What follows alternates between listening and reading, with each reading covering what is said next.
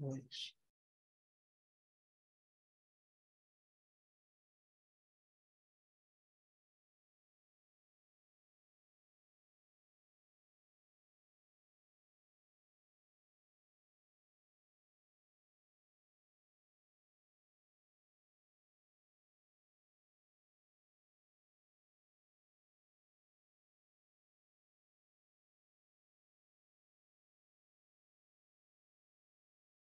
Are there any questions? Anyone have one? I hope so, because they always add something. I mean, don't force it, or, should be something that comes from a deep need inside to grow.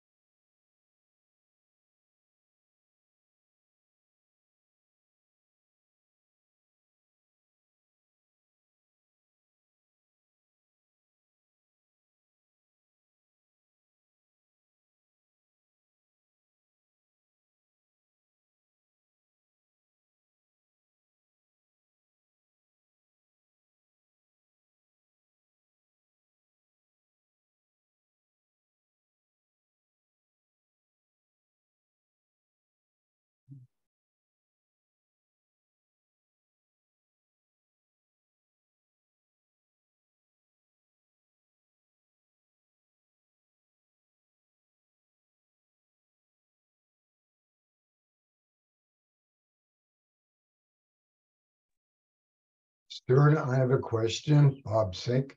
Yes, Bob. Is resistance always there?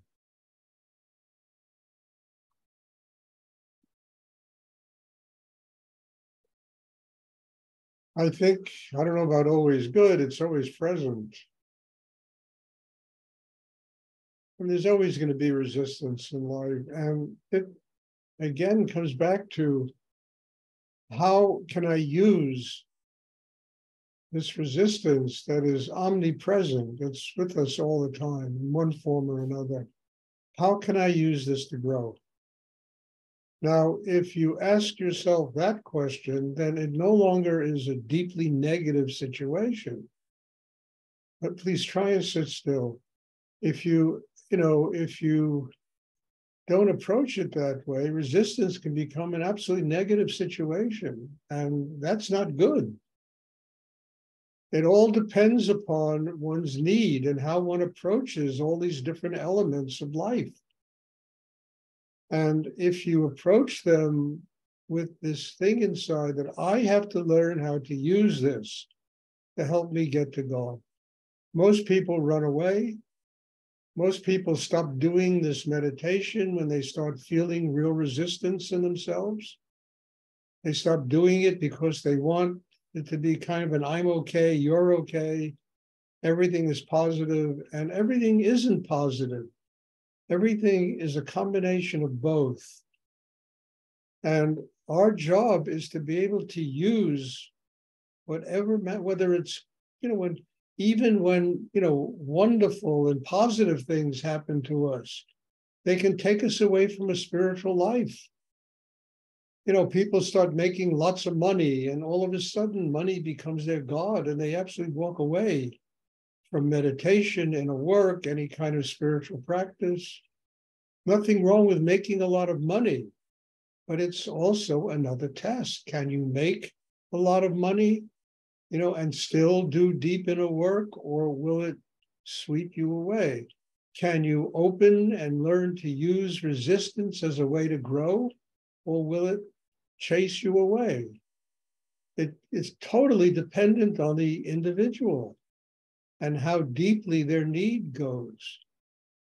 So, yeah, I mean,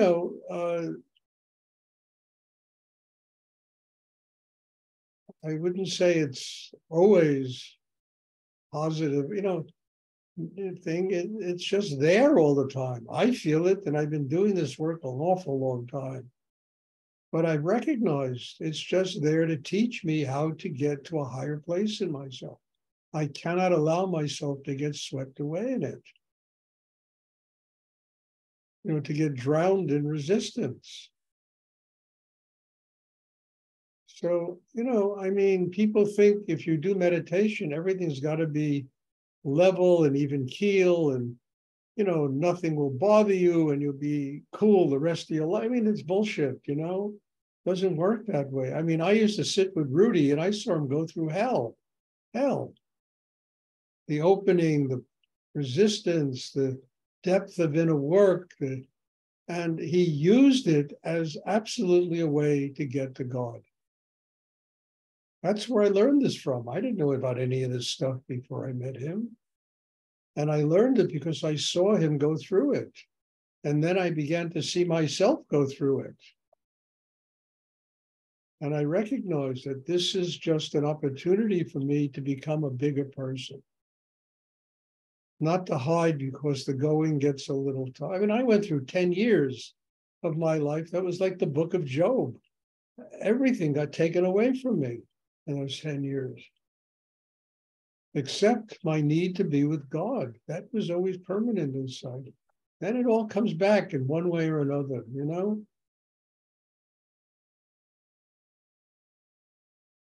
And there was huge resistance, but it also made it possible for me to truly have a spiritual life. I got really strong because of that resistance, because I had to use it to grow. If you want to accomplish anything, forget a spiritual life. If you want to make money, have success in the world, have a career, there's going to be resistance. There's going to be difficulties along the way. You either let them chase you away or you really use them, bring them into the chakra below the navel, transform them into chi, into kundalini, use it, get the power of your inner work to be able to transform the resistance into a spiritual life. And then you can have it all, You want money, you want fame, you want this, it's all.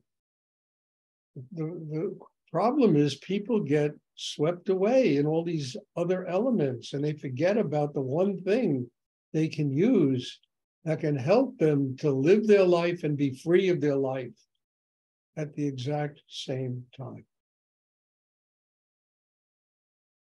So I wouldn't think resistance is a negative thing. I don't see it as a negative thing. I mean, Rudy didn't see it as a negative thing. I see it as something that needs to be worked with and is telling me constantly, Stuart, you have to grow in your life. Don't succumb to this. Don't let it take over. You have to go deep enough inside to absorb that resistance, and, let it work for you. Use the resistance to get to God. I remember when I lived on 13th Street in Manhattan, I had this loft there and I was running classes, and a lot of students there, and I had to leave. I had trouble with the landlord and I had to leave the loft.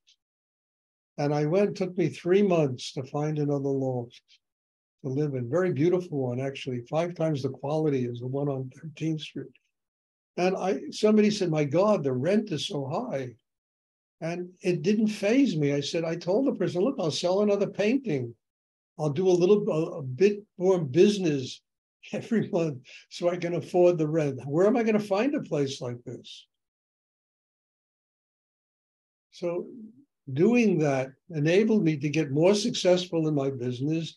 And then the rent within 6 months became a marginal thing. It was no big deal.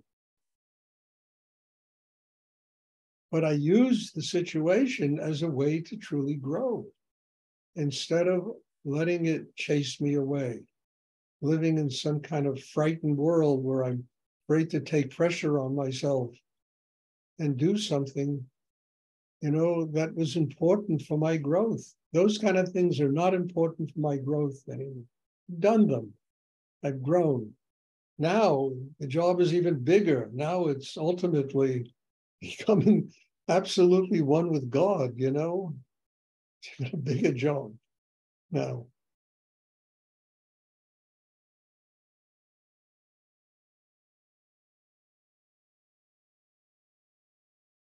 We're raised in a world where people are constantly telling us that resistance, any kind of negativity, anything that demands of us is no good. Everything should be smooth. Everything should be even keeled. And life never is.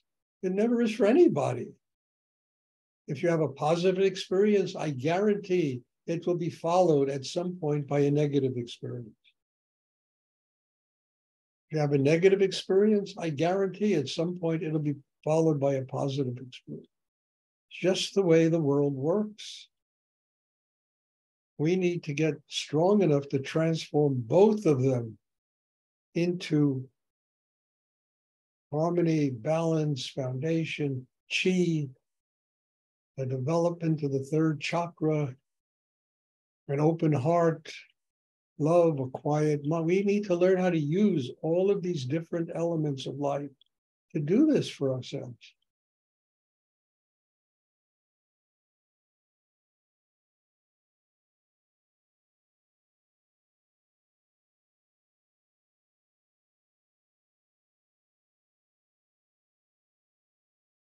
I hope this is clear, you know. I mean, I don't see anything as negative, really.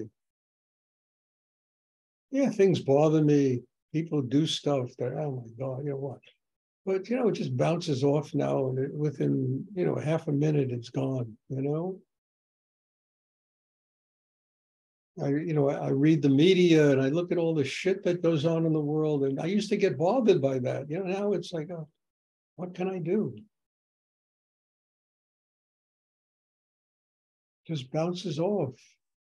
And I figure that if you can, you know, they say in the Jewish religion, you know, I'm not a religious person, but if you save one life in your lifetime, the gates of paradise open for you.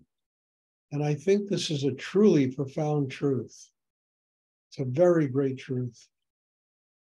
Nobody's going to save the world. That's God's problem. But we can save our own lives, and we can nurture the people that want to learn how to do it for themselves.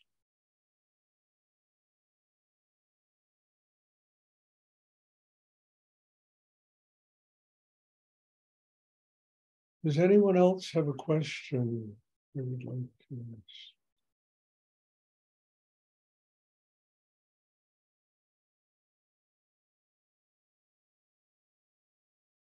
Well, I just have a little announcement. You know, I'm working on this, you know, these little essays I write include a photograph of a very great painting or sculpture. And, you know, the one that's going to be published on my website is a very interesting one, because it really goes deeply into the erotic nature of Tantra and how it can be used to have a spiritual life.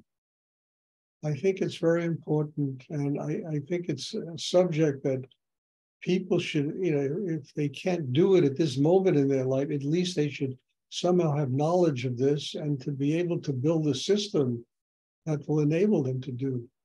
It's to transform sexual energy, you know, into energy that activates Kundalini. To bring together the male-female principle, which takes place in the Shiva Shakti, the yin yang, whatever one wants to call it. And that takes place in the sexual area, and using that energy to activate Kundalini. And this whole essay is kind of about that. It goes off into other areas too, but it's very much about that.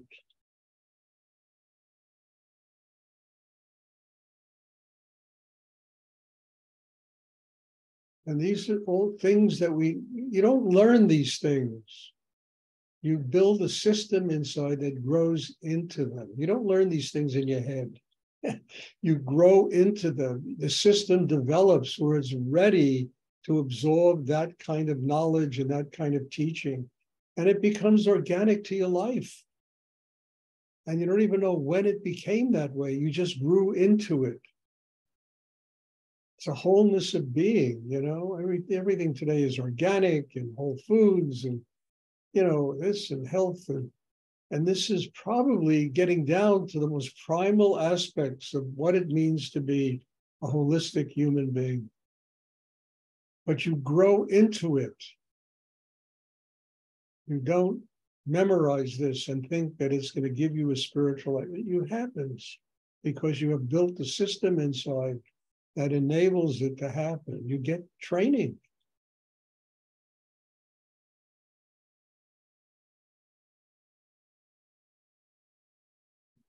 Does anyone else have a question they would like to ask?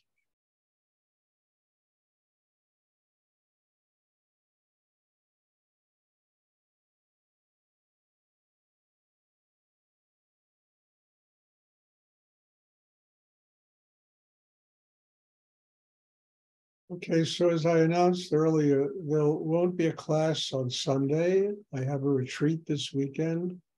There's another retreat in August, my birthday, and it's full up. There's no room for anyone now, but and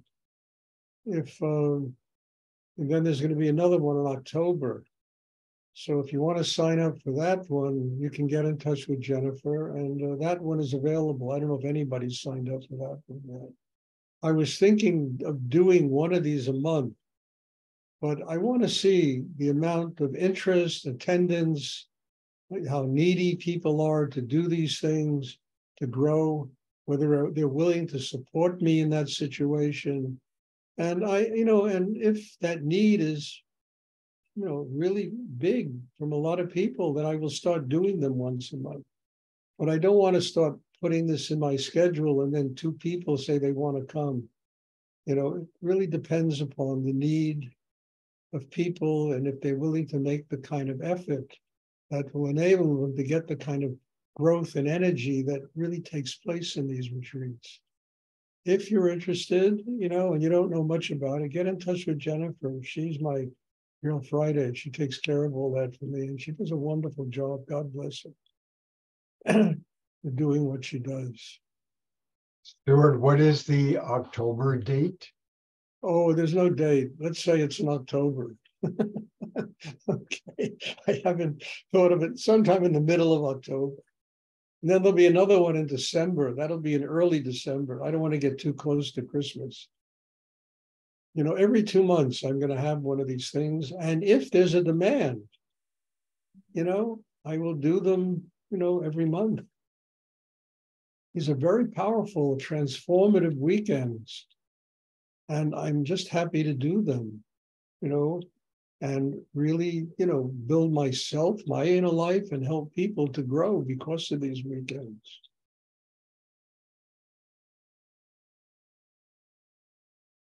But I don't know the date, sometime in the middle of October. Does anyone else have a question they would like to ask?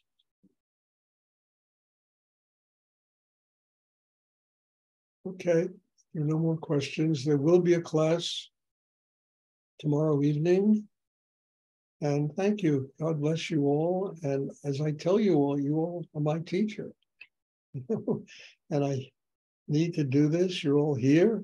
The energy is very strong in these classes, and hopefully it's changing you. And I know deep down it's really changing me. So God bless you all. And thank you. And I'm looking forward to seeing everybody tomorrow. Yes. Thank you, Stuart. Thank you. Thank you. Good night. It's beautiful. Thank you, Stuart. Night.